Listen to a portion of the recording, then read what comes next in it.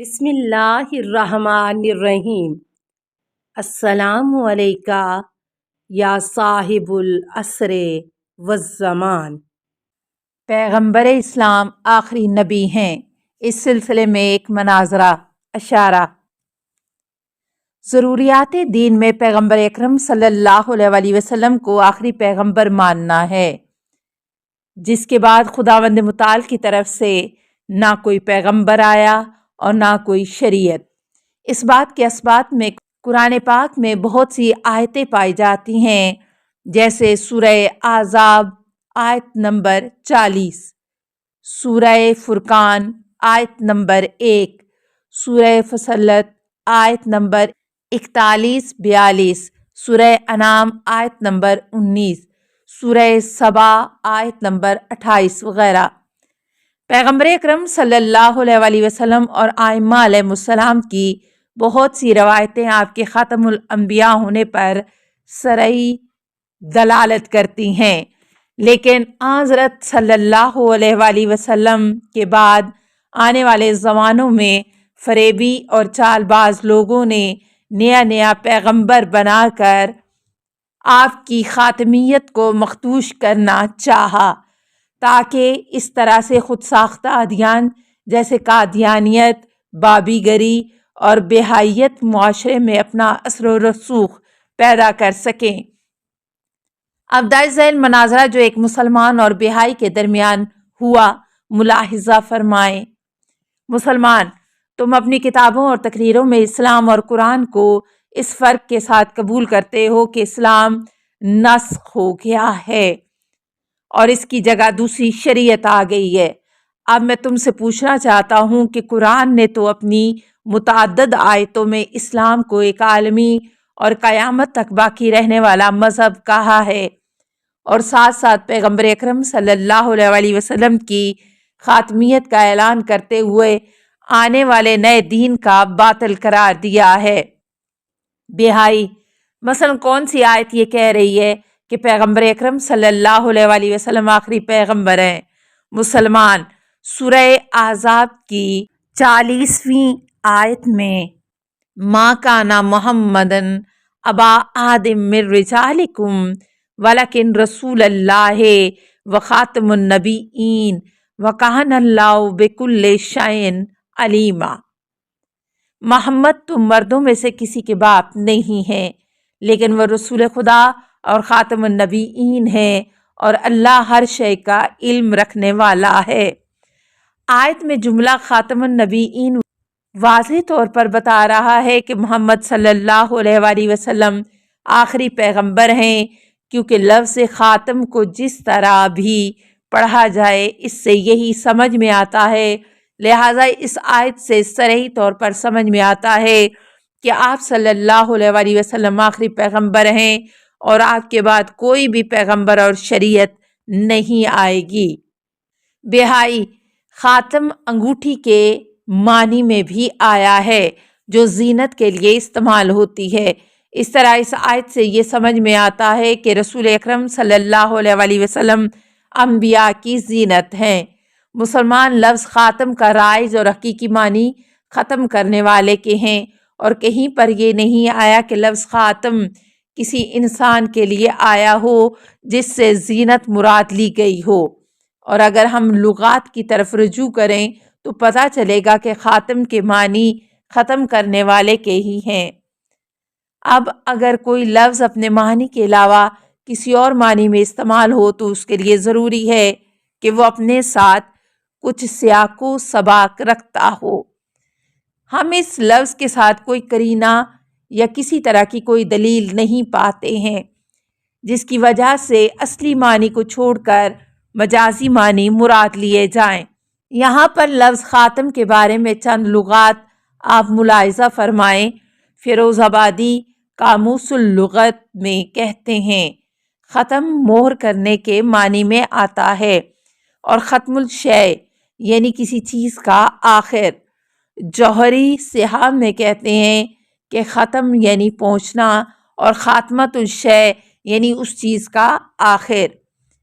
ابو منظور لسان العرب میں کہتے ہیں کہ ختام القوم یعنی قوم کے آخری فرد، اور خاتم النبیین یعنی انبیاء کے آخری فرد۔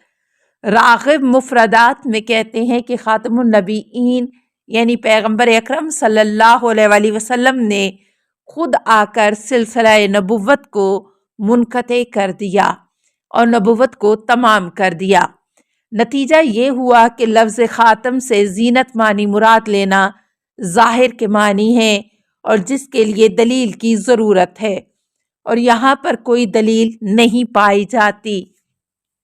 بہائی لفظ خاتم کے معنی خط پر آخری مہر ہے، جس کے معنی تصدیق شدہ کے ہیں، لہٰذا اس سے یہ سمجھ میں آتا ہے کہ پیغمبر اکرم صلی اللہ علیہ وآلہ وسلم اپنے سے پہلے کے انبیاء کی تصدیق کرنے والے تھے۔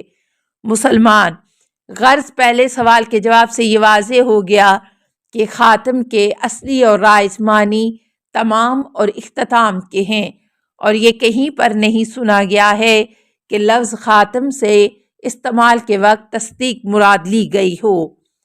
اتفاق سے اس سے یہ بھی سمجھا جا سکتا ہے کہ خاتم یعنی آخر میں مہر لگانا، یعنی خاتمہ کا اعلان کرنا۔ بہائی آیت کہتی ہے کہ پیغمبر اکرم صلی اللہ علیہ وآلہ وسلم خاتم النبیین یعنی پیغمبروں کے سلسلے کو ختم کرنے والے ہیں۔ آیت یہ نہیں کہتی کہ مرسلین کے ختم کرنے والے ہیں، لہٰذا پیغمبر اکرم صلی اللہ علیہ وآلہ وسلم کے بعد رسول کے آنے کی نفی ہوتی ہے۔ مسلمان اگرچہ قرآن میں رسول اور نبی میں فرق پایا جاتا ہے، مثلاً خداوند متعال نے قرآن میں جناب اسماعیل علیہ السلام کو رسول اور نبی دونوں کہا ہے، سورہ مریم آیت نمبر 54، اور اسی طرح جناب موسیٰ علیہ السلام کو رسول اور نبی بھی کہا ہے، سورہ مریم آیت نمبر 51۔ لیکن یہ چیز کسی بھی طرح لفظ خاتم پر شبہ نہیں کرتی ہے، کیونکہ نبی یعنی ایسا پیغمبر جس پر خداوند متعال کی طرف سے وحی ہوتی ہے، خواہ وہ لوگوں کی تبلیغ کرنے والا ہو یا نہ ہو۔ لیکن رسول وہ ہے جو صاحب شریعت اور صاحب کتاب ہو، لہٰذا ہر رسول نبی ہے، لیکن ہر نبی رسول نہیں ہے۔ نتیجہ یہ کہ پیغمبر اکرم صلی اللہ علیہ وآلہ وسلم کو ختم الانبیاء کہا جائے تو اس کا مطلب یہ ہوا کہ ان کے بعد کوئی پیغمبر نہیں آئے گا، اس فرض کے ساتھ کہ ہر رسول پیغمبر ہے، پس رسول بھی نہیں آئے گا۔ مثال کے طور پر نبی اور رسول کی مثال انسان اور عالم دین، منطق کی زبان میں عموم خصوص مطلق کی نسبت پائی جاتی ہے۔ جب بھی ہم کہیں کہ آج ہمارے گھر کوئی انسان نہیں آیا، یعنی عالم دین انسان بھی نہیں آیا۔ اور ہماری بحث میں اگر کہا جائے کہ کوئی پیغمبر رسول صلی اللہ علیہ وآلہ وسلم کے بعد نہیں آئے گا، یعنی کوئی رسول بھی نہیں آئے گا، بہائی نبی اور رسول کے درمیان تعین یعنی جدائی پایا جاتا ہے، جو نبی ہوگا وہ رسول نہیں ہوگا، اور جو رسول ہوگا وہ نبی نہیں ہوگا، لہٰذا ہمارا اعتراض بجا ہے۔ مسلمان لفظ رسول و نبی میں اس طرح کا فرق علماء اور مفکرین اور آیات و روایات کے خلاف ہے، اور یہ ایک مغالطہ ہے، کیونکہ تمہارا یہ مسئلہ خود آیت میں ذکر ہوا ہے، ولیکن رسول اللہ و خاتم النبیین، اور لیکن وہ رسول خدا اور خاتم النبیین ہیں۔ اس طرح موسیٰ علیہ السلام کے بارے میں ملتا ہے وَكَانَ رَسُولًا نَبِيًّا، موسیٰ علیہ السلام رسول بھی تھے اور نبی بھی، سورہ نساء آیت نمبر 181۔ حضرت عیسیٰ علیہ السلام بھی سورہ نساء آیت 181 میں رسول کہہ کر پکارے گئے، اور سورہ مریم آیت 30 میں نبی کہہ کر پکارے گئے ہیں۔ اگر لفظ نبی اور رسول آپس میں ایک دوسرے کے متضاد لفظ ہوتے تو پیغمبر اکرم صلی اللہ علیہ وآلہ وسلم اور موسیٰ علیہ السلام اور عیسیٰ علیہ السلام جیسے انبیاء ان دو متضاد صفتوں کے حامل نہ ہوتے۔ اس کے علاوہ اور بہت سی روایتیں اس سلسلے میں ہم تک پہنچی ہیں۔ جس میں پیغمبر اکرم صلی اللہ علیہ وسلم کو خاتم المرسلین کہا گیا ہے۔ ان کی مبینہ وضاحت کی گئی ہے کہ ان کے بعد کوئی نبی نہیں آئے گا اور آپ ہی ختم الرسل ہیں۔ بہائی جملہ خاتم النبیین سے ممکن ہے خاص پیغمبر مراد لیے گئے ہوں، اس طرح تمام کے تمام پیغمبر اس آیت میں شامل نہیں ہوں گے۔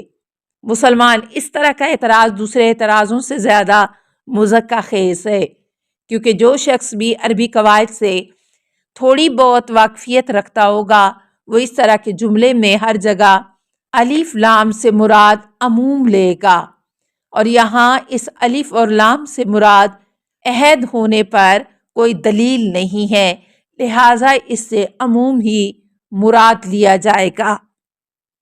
السلام علیکہ یا صاحب العصر والزمان، الامان الامان الامان من فتن الزمان، السلام علیکہ یا خلیفۃ الرحمن، السلام علیکہ یا امام الانس والجان، السلام علیکہ یا مظہر الایمان، السلام علیکہ یا شریک القرآن، السلام علیکہ یا قاطع البرہان، السلام علیکہ یا امام زماننا ھذا اجل اللہ فرجک وسہل اللہ مخرجک وظہورک، السلام علیکہ ورحمۃ اللہ۔